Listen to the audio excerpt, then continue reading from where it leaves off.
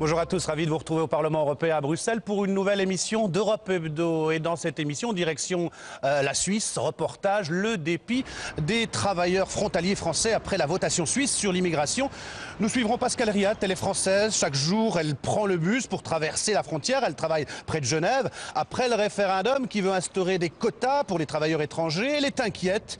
Il y a aussi Bruxelles qui hausse le ton. Les conséquences de cette votation, c'est ce que nous allons voir dans cette émission. Mais avant, un tout autre sujet. Qui sera le nouveau président de la Commission européenne? Nouveauté cette fois, il sera forcément issu du parti qui aura gagné les élections européennes qui auront lieu en France, vous le savez, le 25 mai prochain. Allez, état des lieux des candidats en lice. Avant de retrouver l'un d'eux, Guy Verhofstadt, c'est le chef de file des libéraux. Et vous allez le voir, il n'a pas la langue dans sa poche.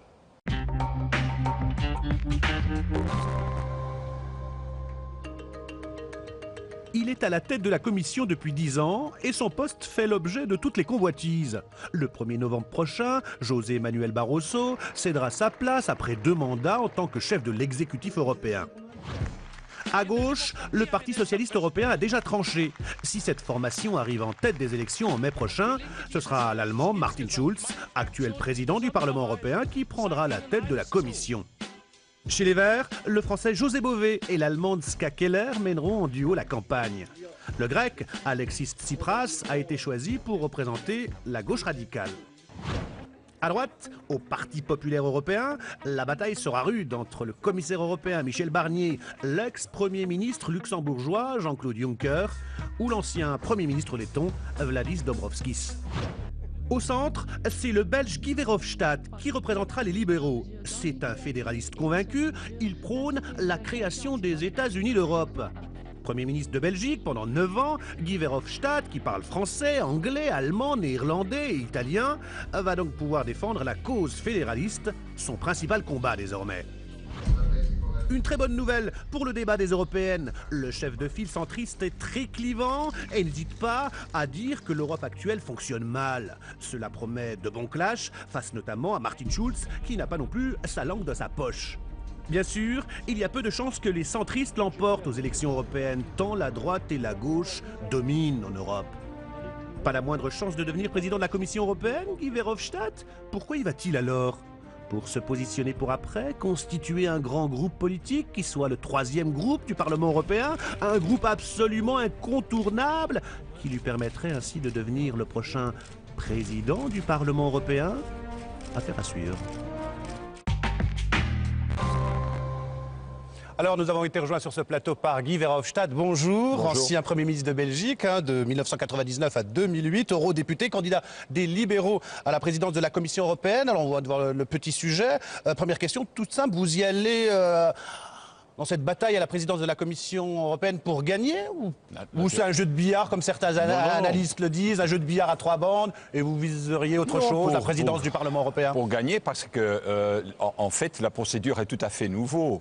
La procédure qui est prévue dans les traités dit que le président à la Commission doit avoir derrière lui une majorité des députés. Or, on sait déjà que ni le PPE ni les socialistes peuvent avoir une majorité dans ce Parlement. Donc, on aura besoin d'une 3e groupe, c'est-à-dire des libéraux et des démocrates. Et les plus forts, nous sommes, dans cette élection, le plus de chances qu'on a dans les négociations pour obtenir ce poste de président de la Commission. Il est admis que quand même le prochain président de la Commission européenne, il sera issu du parti qui aura gagné les élections européennes en mai prochain. Mais on peut gagner les élections. PPE ou PS. Oui, mais on peut gagner les élections même en ne pas étant le premier parti.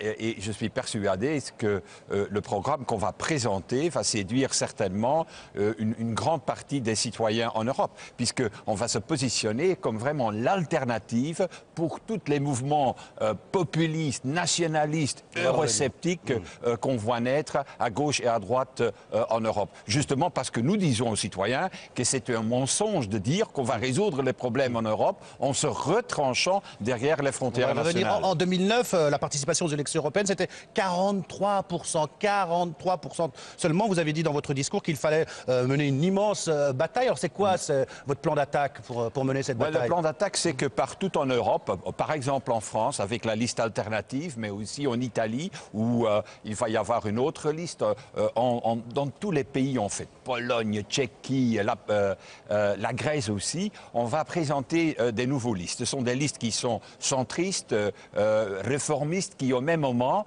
vont présenter un projet pour l'avenir de l'Union européenne. Et ce sera un projet avec plus d'intégration, parce qu'on a besoin de ça. On ne peut pas avoir la monnaie unique d'une part, et puis ne pas avoir une union économique, fiscale et politique. Et c'est ça que la crise a vraiment démontré. Et la deuxième chose qu'on va dire, c'est que ce n'est pas les chefs d'État et de gouvernement qui peuvent gouverner l'Union européenne. Ça a mal tourné les dernières années. Ce qu'il faut, c'est vraiment un système communautaire démocratisé, avec un gouvernement européen contrôlé par un Parlement européen qui doit faire le travail. Vous en parliez de nombreux Européens. En ce moment, on le sent, on peur, on sent un repli national. En France, un récent sondage a dit que les Français voulaient plus de pouvoir pour les États nationaux, moins au détriment de l'Europe. Il faut les convaincre de l'inverse. On a l'impression que ce sont les eurosceptiques, les europhobes qui vont gagner, qui vont être les champions de ces élections. Mais c'est parce qu'il n'y a pas d'hommes politiques qui aujourd'hui prônent cette thèse pro-européenne. Vous voulez cliver, Et donc, il faut dire aux Français que c'est un mensonge de penser qu'on peut résoudre, par exemple, le changement climatique. Comment on peut le résoudre à l'intérieur seul des frontières françaises? C'est impossible. C'est quelque chose de transnational. Ou par exemple... Comment vous voulez les convaincre alors? La migration qui vient du nord d'Afrique, comment on veut résoudre ça? Au niveau national? Non, c'est au niveau continental, au niveau européen qu'il faut le faire. Ou par exemple, dernier exemple, les produits toxiques financiers qui viennent de l'autre côté de l'océan Atlantique. Comment on va aller se protéger contre l'importation de ces produits? Tout seul, c'est impossible. Donc, il faut, je dirais, réinventer la souveraineté, mais au niveau européen. D'accord. Vous n'êtes pas le seul candidat. Il y aura un candidat du PPE, des conservateurs. Il sera désigné le mois prochain. Il y a aussi le candidat socialiste, Martin Schulz. Il est venu en banlieue parisienne essayer de convaincre les jeunes de son projet européen. Et il a son argument. Je vous propose de l'écouter et vous réagissez juste après.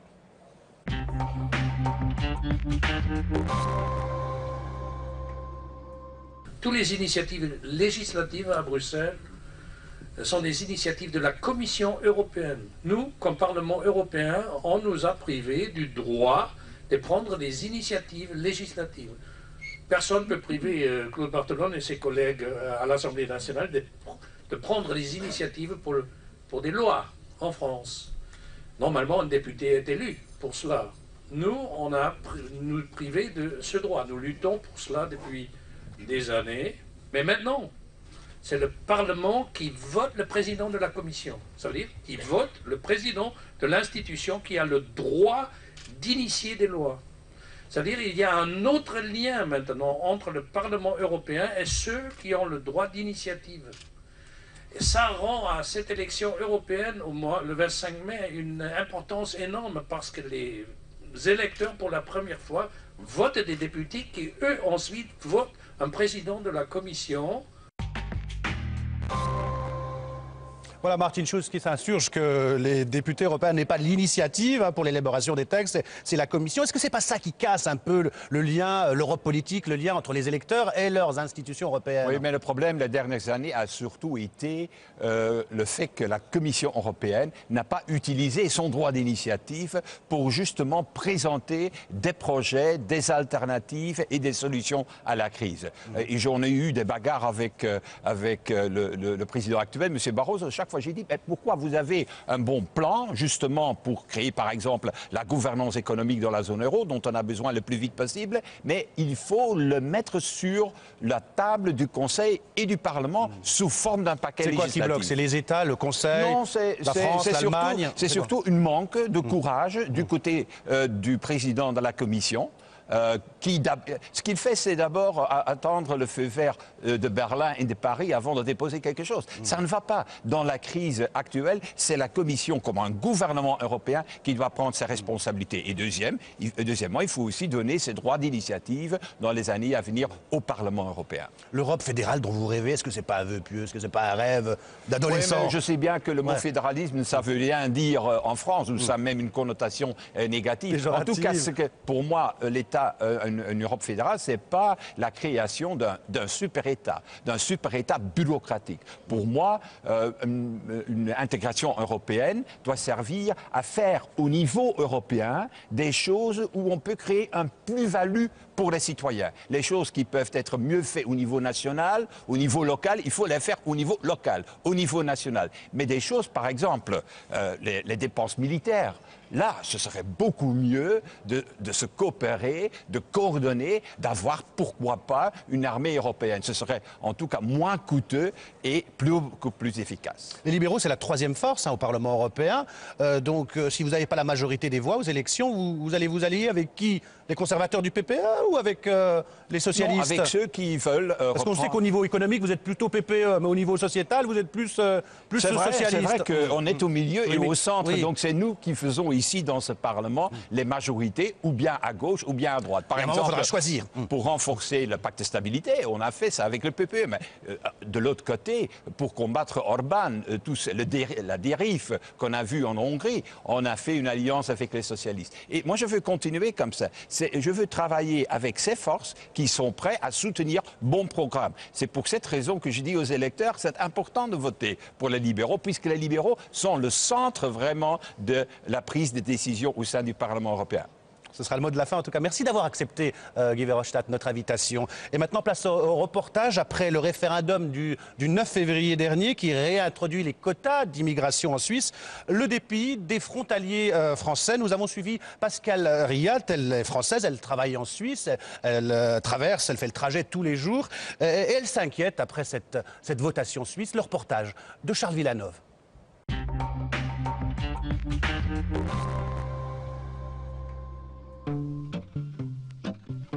La Roche-sur-Foron, une petite ville à la frontière franco-suisse.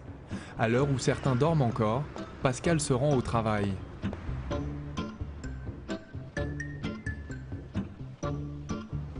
Si elle se lève aussitôt, c'est pour traverser la frontière. Tous les matins, ils sont des dizaines de transfrontaliers à prendre le bus.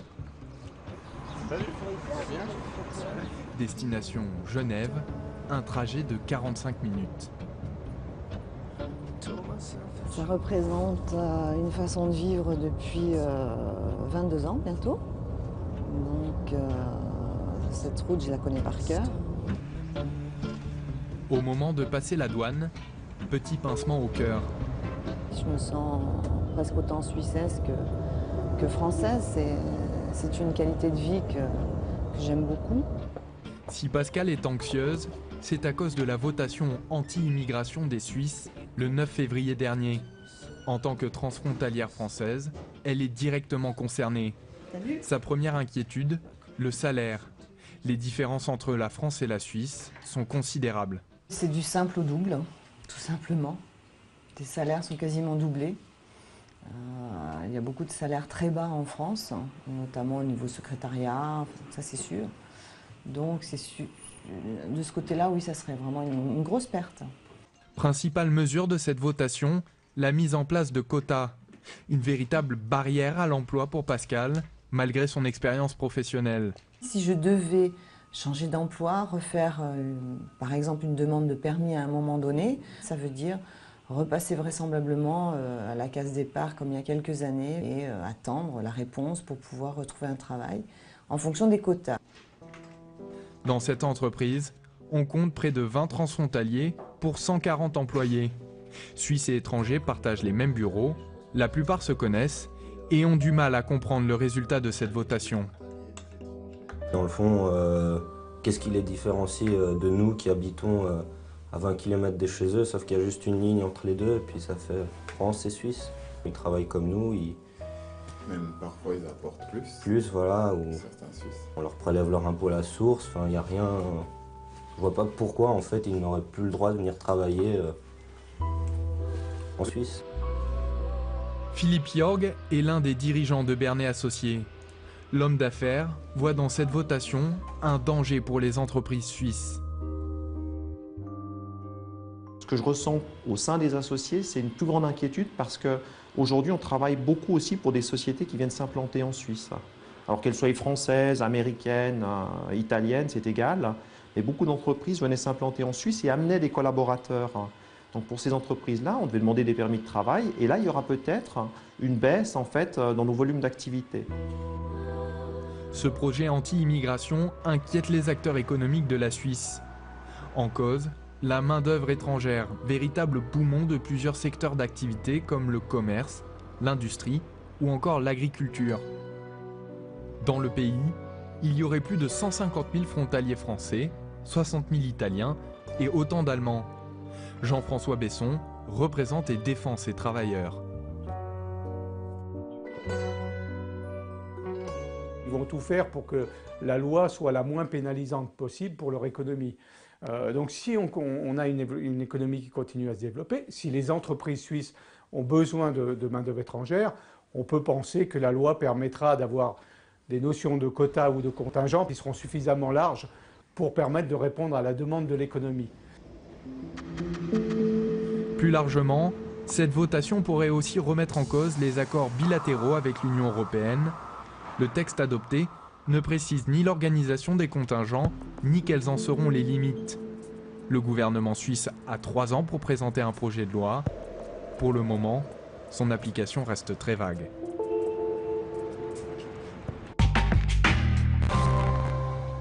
Voilà, c'était un reportage de Charles Villeneuve. Alors nous avons été rejoints sur ce plateau par Catherine Trottmann. Bonjour, ancien ministre de la Culture, bonjour. Ancien maire de Strasbourg. Vous êtes eurodéputé socialiste. À vos côtés, ou plutôt en face de vous, Bruno Gollnisch. Bonjour. Vous êtes eurodéputé, longtemps numéro 2 du Front National en France. Alors vous avez vu le reportage de Charles Villeneuve. Ce référendum en Suisse, c'est quoi? C'est Guillaume Tell qui se trompe de cible, un coup de massue, un repli sur soi? Ou c'est plutôt l'affirmation d'une souveraineté nationale légitime?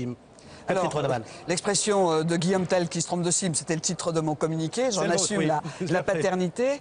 Je pense que ce vote a été exprimé dans la crainte et dans la propagande qui a été menée pendant des semaines et des semaines dans une période de crise par rapport à un pays qui se sent plus en fragilité aujourd'hui par rapport au contexte dans lequel il est.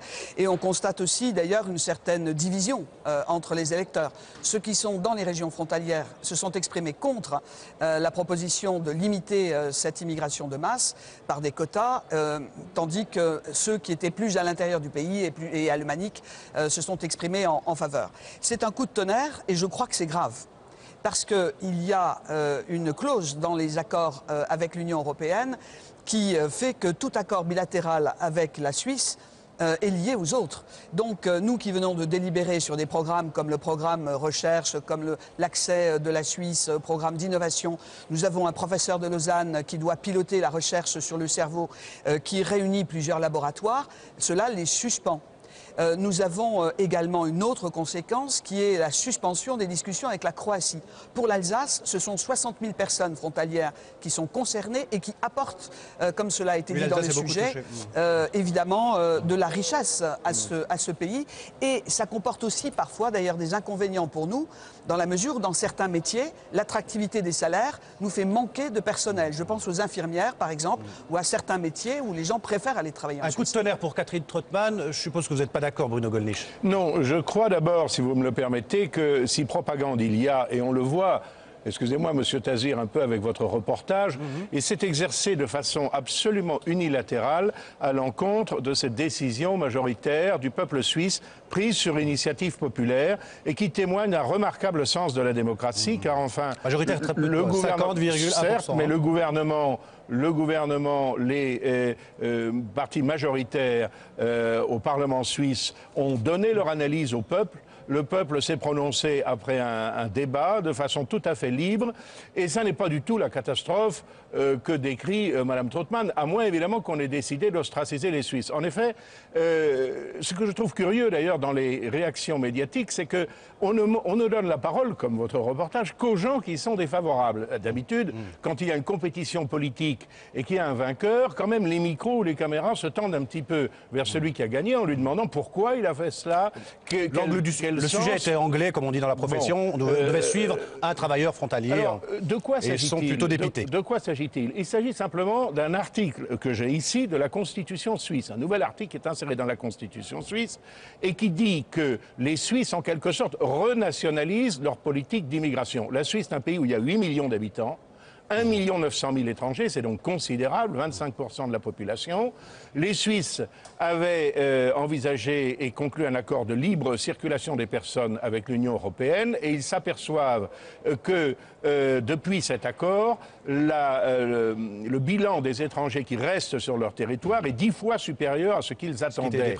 Alors, ils donnent la possibilité aux instances nationales, en excluant tout accord international, de prendre les décisions qui s'imposent, qui seront du domaine de la loi. La personne que vous nous avez montrée, à mon avis, n'a absolument aucun souci à se faire. Les contingents seront fixés annuellement, ils ne le sont pas encore, et ils le sont simplement en fonction des intérêts économiques de la Suisse. Juste une dernière chose, si vous le permettez, j'ai vu que la personne en question me dit « je vais travailler en Suisse parce qu'en Suisse, les salaires sont 2 fois plus élevés qu'en France ».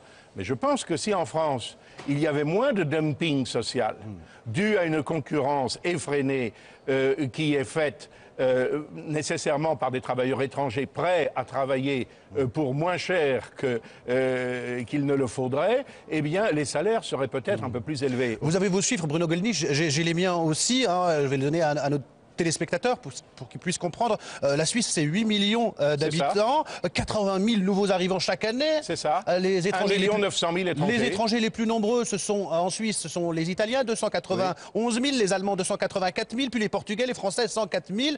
C'est 40% des nouvelles entreprises en Suisse sont créées par des étrangers. Oui. Ces entreprises qui ont créé plus de 30 000 emplois en 2013. C'était trop tout ça, Bruno Gollnisch ? Non, mais écoutez, le problème n'est pas là. Le problème est de savoir est-ce que le peuple suisse a le droit de conserver, de maintenir son identité. Serait-ce à l'égard de gens extrêmement sympathiques comme les Français, que je défends par ailleurs. Moi, je défends les intérêts des Français, mais je le fais... Parce que là, vous n'êtes pas en contradiction. Non, parce que je le fais en fonction de principes universels. Défendant les intérêts nationaux des Français, je comprends très bien que les Suisses défendent leurs propres intérêts. Voilà, c'est aussi simple que cela. Catherine Trottmann. Oui, moi je défends les intérêts des Français. Et je défends les intérêts des Français qui sont des travailleurs frontaliers, comme je défends qu'on ne peut pas passer un accord de libre-échange sans la circulation des personnes. On voit très bien que lorsque l'accord de libre-échange a été signé avec la Suisse et que la votation à l'époque a été largement positive, bien plus positive que la dernière votation limitant l'immigration, on a eu une envolée de l'économie suisse. Donc, à un moment donné, on ne peut pas dire « je prends une partie, je laisse le reste ». Je vais choisir entre les uns et je vais laisser les autres dehors. Ça veut dire quoi ? Ça veut dire que la Suisse s'arrogerait le droit de faire une différence entre les citoyens européens qui ont adhéré aux mêmes lois, aux mêmes droits et aux mêmes possibilités de développement. Je suis pour un SMIC européen, mais je pense que c'est une façon de lutter contre le dumping. Mais je suis pour le respect. On ne peut pas avoir l'un sans avoir l'autre. Mais vous nous dites, madame, précisément que la situation antérieure était très bénéfique pour la Suisse. Je suppose que si elle est bénéfique pour la Suisse, elle l'est un peu moins pour nous. Alors, vous expliquez aux Suisses que... Elle l'est aussi pour nous. Vous voulez absolument faire aux Suisses un cadeau dont ils ne veulent pas ou dont ils ne veulent plus. Justement, le ministre vous le faites, délégué... excusez-moi, vous le faites, madame Trottmann, quand même en les menaçant. Parce que, et c'est ça que je trouve assez dérisoire, vous dites, on ne peut pas avoir des accords économiques sans la libre circulation des personnes. Et pourquoi? C'est parce que vous l'avez décidé. Qu'est-ce qui se passait antérieurement? C'est parce que ce sont les bases du marché unique et des traités de l'Union européenne que vous contestez.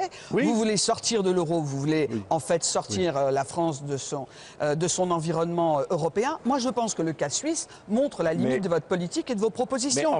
Parce que finalement, qui défend les intérêts des Français? Moi, ici, monsieur Gollnisch. Parce que les frontaliers, c'est moi qui les défends, pas vous. En défendant les quotas, vous êtes contre le travail des frontaliers. Madame Trottmann, vous êtes responsable d'une politique, par exemple, je vais donner un exemple concret. Je suis responsable politiquement de ce que je dis et je l'assume ici. J'ai fait un devis chez moi pour refaire les joints des pierres de ma grange. Eh bien, parmi les maçons que j'ai contactés, contacté. Il y en a un qui m'a dit, Monsieur Gollnisch, quel que soit le prix, le devis que vous font mes concurrents, moi je vous fais 30% moins cher parce que je fais travailler des Polonais et je fais travailler des Polonais au tarif de la sécurité polonaise. Alors ne dites pas, je vous en prie, que vous défendez les Français. Nous défendons tous les Français. Il faut défendre les Français au niveau européen. Le problème, c'est de savoir s'il y a une libre détermination des peuples. Et quand même, je voudrais juste poser à Mme Trautmann une question. Oui, mais comment faisait-on avant? Comment faisait-on avant la signature de ce traité de libre circulation des personnes? Est-ce qu'il n'y avait pas du commerce avec la Suisse? Il n'y avait pas le même niveau de commerce. Et lorsque les Suisses ont eu une votation pour approuver les accords bilatéraux à 62% et que là, à un peu plus de 50%, ils refusent l'une des composantes essentielles de l'accord qui a été soutenu par les Suisses eux-mêmes, je dis, parfois, il y a des votations qui démontrent que l'on peut se tromper aussi, même en démocratie. Oui, et dans j'ai tous les écouté sens. la parole des autorités suisses qui sont dans une grande difficulté aujourd'hui, parce qu'ils ne peuvent pas être un obstacle à l'évolution européenne, et donc ils avancent vers des... C'est quoi? C'est des représailles? C'est on bloque Erasmus comme ça a été décidé? C'est un programme de recherche? Non, ce ne sont pas des représailles. Attention, ce sont des non, représailles. pas du tout, pas du tout. La Suisse et les autorités suisses savaient pertinemment que toutes les clauses liées à l'ensemble des accords bilatéraux étaient liées. Que lorsque la Suisse voulait disposer du marché unique et d'une entrée absolument ouverte et libéralisée, elle avait des obligations, notamment celle de reconnaître cette libre circulation des personnes et l'adhésion à Schengen. Vous n'allez pas me dire qu'il est conforme aux intérêts de l'Europe, par exemple, que l'on supprime le traité avec la Suisse sur l'assurance décès, sur la non-double imposition. Je vais vous donner un exemple des représailles, car ce sont des représailles dont il s'agit, bien sûr. Ce sont des accords liés. On veut faire peur aux Suisses et à travers la Suisse, et c'est pour ça que vous disiez que c'était très grave, à travers ça vous ennuie parce que vous êtes félicité de ce résultat. Dernière question. À travers la Suisse, à tous les peuples qui veulent reconquérir leur indépendance. Ça va être la fin de cette émission. Est-ce que c'est pas prémonitoire avec... Donnez juste un exemple. Le traité sur l'électricité. Se replaît. Le traité sur l'électricité, il y a un traité sur l'électricité, on menace de le suspendre avec la Suisse. Les premiers ennuyés, ce sont les Allemands qui ont suspendu leur programme nucléaire et qui comptent bien acheter l'électricité de la Suisse. Je pense qu'on a 3 ans pour démontrer que c'est un choix qui est pénalisant d'abord pour les Suisses eux-mêmes, pour l'économie suisse et pour l'évolution de ce pays. Je pense que la Suisse a sa place dans l'Europe, mais que cette place emporte des droits et des responsabilités qui sont les mêmes pour les Européens et pour les Suisses. C'est ça l'Europe. Et en sortir, ça emporte des conséquences négatives et c'est une bonne démonstration avant les élections européennes parce qu'on voit que le parti de M. Gollnisch amène vers une impasse et vers précisément une situation économiquement difficile vers la maîtrise de notre territoire, dont les Suisses, grâce au référendum contre leur classe politique, ont donné un magnifique exemple. Merci. On ne vous mettra pas d'accord. En tout cas, merci d'avoir accepté notre invitation pour débattre. On en reparlera bien évidemment dans les jours qui viennent. C'est la fin de cette émission. Merci de l'avoir suivi. La semaine prochaine, vous retrouvez Nora Hamadi à cette même place, dans ce nouveau studio. D'ici là, bonne suite des programmes sur les chaînes parlementaires.